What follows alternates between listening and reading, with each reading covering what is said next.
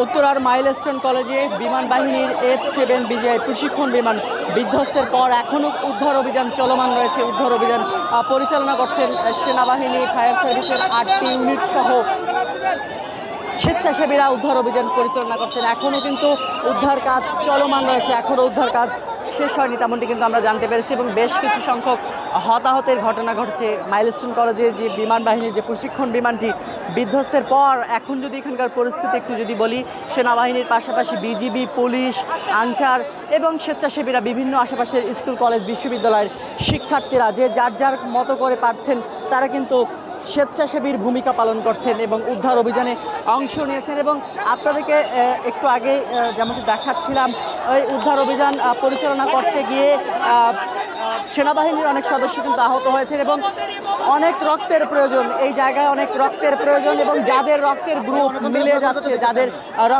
মিলে যাচ্ছে তারা কিন্তু হাসপাতালে যাচ্ছে, তেমনটি কিন্তু আমরা কিন্তু সেটি কিন্তু দেখতে পাচ্ছি, সেটি কিন্তু আমরা আপনাদেরকে দেখাচ্ছিলাম। যাদের রক্তের গ্রুপ মিলে যাচ্ছে, যেমনটি দেখাচ্ছিলাম, একটু পরপর কিন্তু অ্যাম্বুলেন্স আসছে এবং এখান থেকে উদ্ধার করে নিয়ে আশেপাশের যে বিভিন্ন হাসপাতালগুলো রয়েছে সেই হাসপাতালগুলোতে কিন্তু স্বেচ্ছাসেবীদের নিয়ে যাচ্ছেন। যারা রক্ত দিবেন তাদেরকে কিন্তু এখান থেকে নিয়ে যাওয়া হচ্ছে।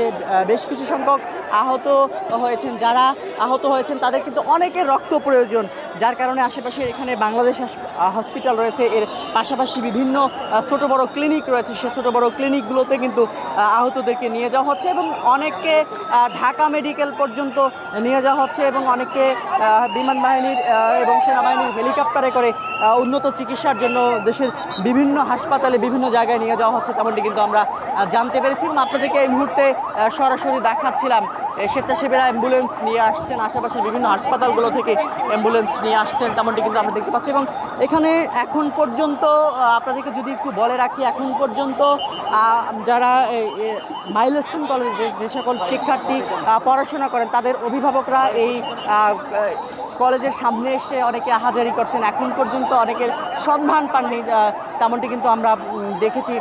শিক্ষার্থীদের পরিবারের সদস্যরা কিন্তু বেশ উদ্বিগ্ন রয়েছেন, তার প্রিয় সন্তানকে এখন পর্যন্ত অনেকে পাননি, যার কারণে হচ্ছে এখান থেকে যারা আহত হয়েছেন তাদেরকে উদ্ধার করে আশেপাশের হাসপাতালগুলোতে নিয়ে যাওয়া হচ্ছে এবং যার কারণে অনেকে তার সন্তানকে খুঁজতে এসে অনেককে এখন পর্যন্ত পাননি, যার কারণে অনেকে এখানে আহাজারি করছেন। এবং আশেপাশের আকাশ বাতাস কিন্তু এখনও ভারী রয়েছে। এই বিমান বিধ্বস্তের পর এই পরিবেশ, যে পরিস্থিতি তৈরি হয়েছে এই এলাকা জুড়ে, সেটি কিন্তু আমরা আপনাদেরকে দেখাচ্ছিলাম। আইন শৃঙ্খলা রক্ষাকারী বাহিনীর সদস্যরা আশেপাশের যে পরিবেশ পরিস্থিতি